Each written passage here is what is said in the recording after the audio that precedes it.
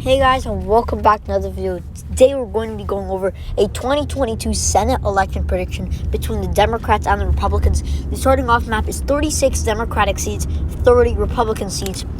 50 signifies majority for Democrats and 51 for Republicans, because in 2022 Joe Biden and Kamala Harris will still hold office, and Kamala Harris will tie-break the Senate. So if you guys haven't yet subscribed to this YouTube channel, click that like button.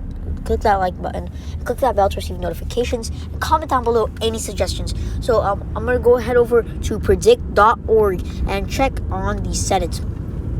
So who will control the Senate? Democrats have a 52% chance to control the Senate. Republicans have a 47% chance to control the Senate. So the Senate odds are going to go down a very tough road in November of next year. But Democrats currently have a higher chance. Democrats 53, Republicans 48 cents per share. So they're definitely looking a bit better for Democrats.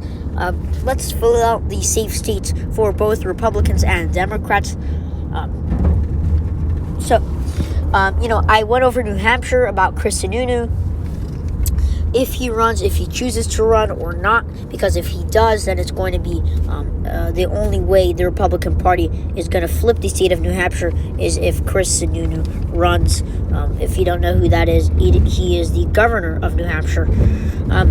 So if I fill in the Democratic states right now, I'm actually going to fill in the solid Democratic states. Colorado is going to be solid.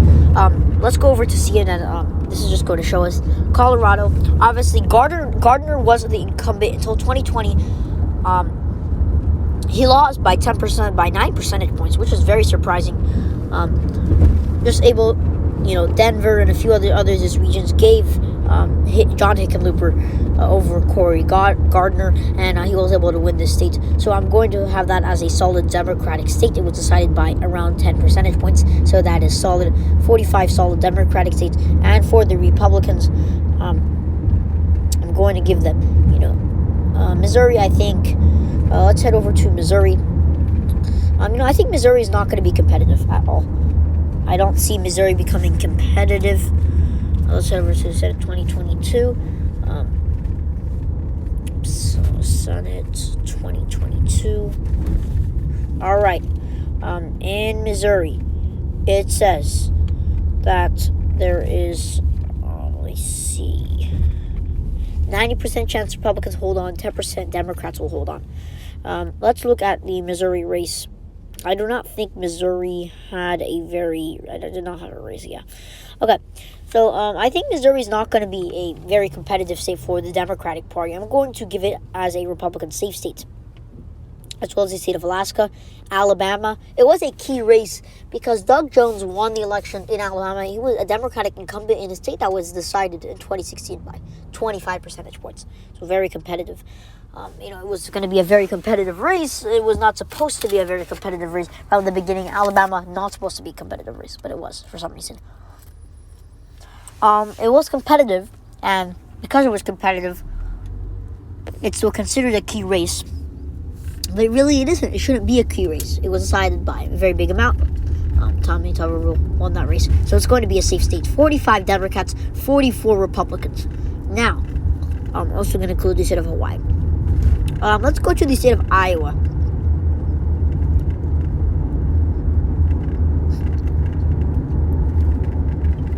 So Iowa, Joni Ernst didn't win by much because Greenfield was a very, very strong candidate.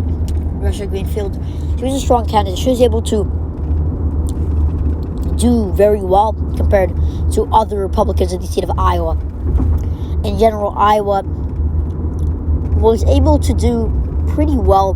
Republicans were able to do pretty well in the state of Iowa, but they did not do as well because the Democrats had a good candidate.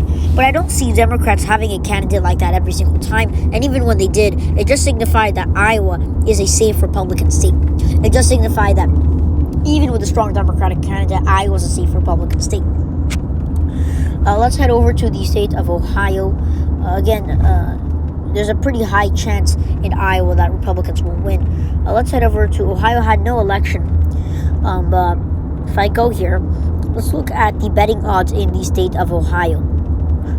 So obviously Tim Ryan going to be the Democratic candidate, but what are the chances Tim Ryan actually wins? We don't know who the Republican candidate's going to win, but there's an 83% chance the Republicans win the state of Ohio.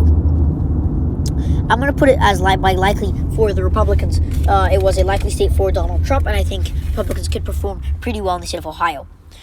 In Wisconsin, these are all competitive states. I'm also going to give them the state of Florida. Florida is pretty solid for the Republicans. I think it's like 80% for the Republicans. In general, Florida is not, it was pretty big for It was pretty big for Republicans in Florida. And, it shouldn't be. It was decided about like 7 percentage points for Marco Rubio. He won that re-election. So 46 Democrats, 47 Republicans. Let's move on. I'm going to give Republicans the state of Wisconsin. They have an incumbent. Now, it's all going to depend on who wins. Who wins, because that's a very important race. But also, is Ron Johnson going to retire? Now, if you look at the betting odds, Republicans are at a higher chance holding the state of Wisconsin, 54-46. But the question is, who's going to be the candidate? I do not think Ron Johnson is going to run again, but Republicans have that better opportunity in Wisconsin, so I'm going to give that to them. But I'm also going to give Democrats incumbent seats like the state of Nevada, the state of Arizona, and the state of Arizona. So these are going to be competitive states, obviously. So I'm going to give that to Democrats. Just because they have a 69% chance holding on to Arizona. That is pretty good. And as well, Nevada, 67% chance. So Nevada's more competitive than Arizona. That's because they don't have a very good shot at Nevada or Arizona. You look at this. Arizona, just look at that. Look at the margins.